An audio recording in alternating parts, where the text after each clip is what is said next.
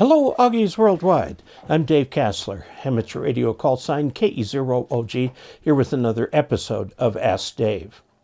Today's question comes to us from dtpostel. And that's all I've got, dtpostel, all one word. And this is from a patron.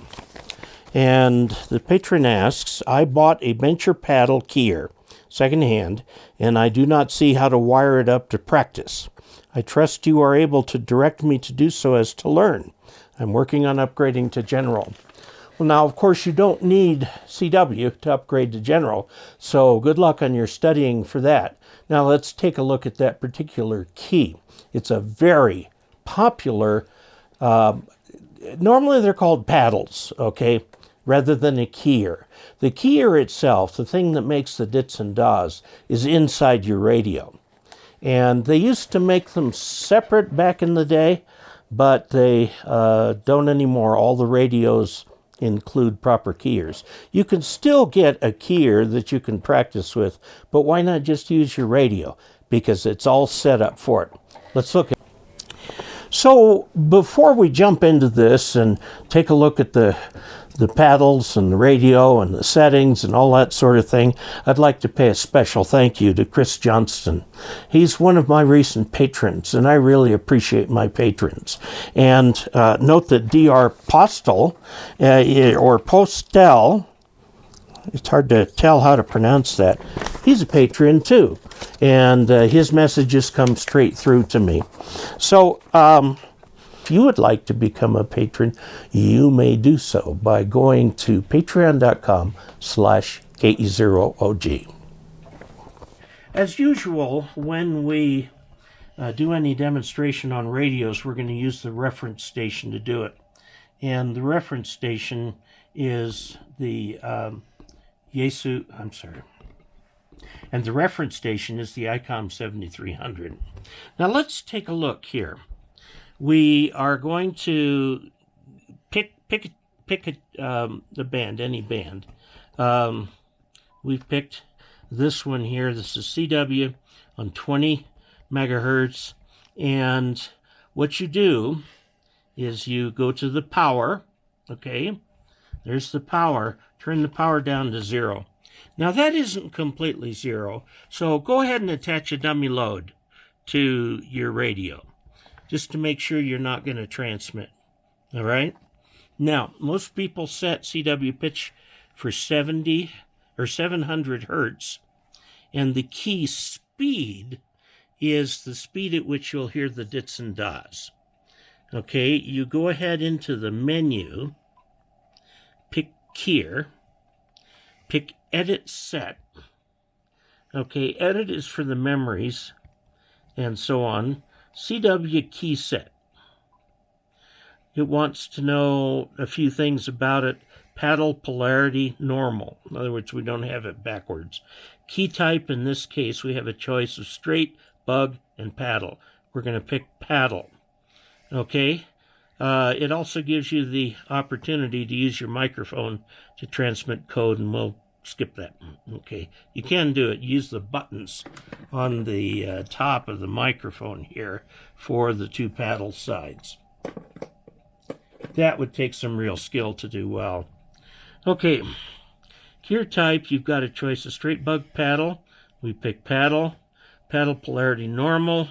We go back, and you can do it from here, or you can just go back. But basically, what you now do is when you start keying, and we'll turn it up.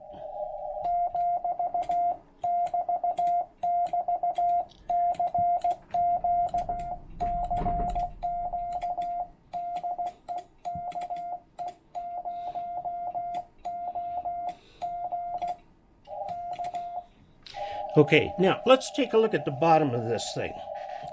And we'll just turn the radio off because it's making noise. But this is plugged into the key jack. Notice that it's a stereo key. Now, your instruction manual for your radio will tell you how to hook that up. Installation and Connections, Chapter 2. Okay. Here's the key, or straight key, and it's on page 18-4. So we'll go to 18-4. 18-4. And it tells you on this, when connecting to a paddle, that this is the dots, this is the dashes, and this is the common or ground. Okay, and we look underneath the paddle, and you should have this. It just takes a screwdriver. I soldered this, so it would stay there, and it stayed there forever. I've had this paddle for decades. Okay, and there's a little Fonstock clip here that will keep the hex key that you need to make adjustments on the key itself. The common goes here. You'll note that that's to the paddles here, and then as you push this, that pushes on this. As you push this way, that pushes on this. So these are our other two connections, and you can pick either one actually for dot or dash. I like to wire my key according to the standard pattern, which is this.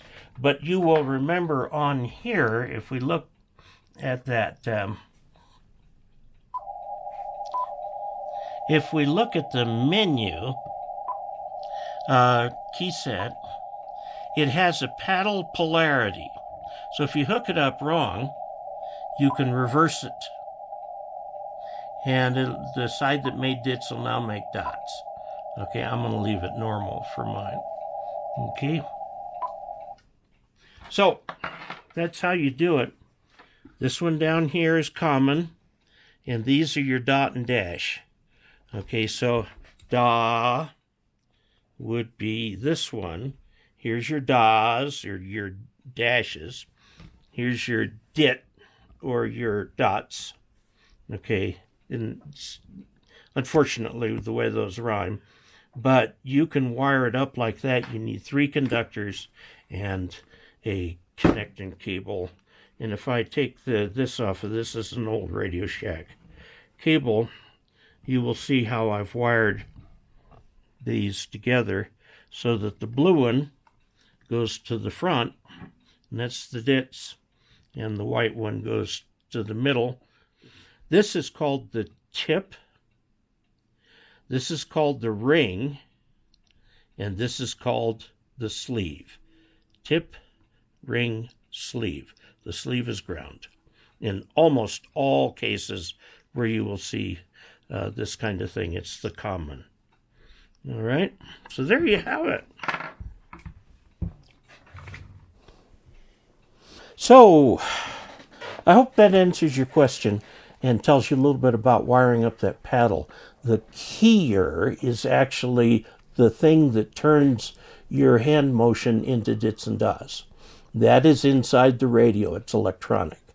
What you have, the bencher paddle, are a set of paddles, okay, that will instruct the keyer what to do. So, there you go.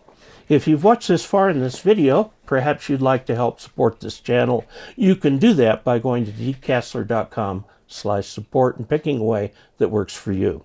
Until we next meet, 73.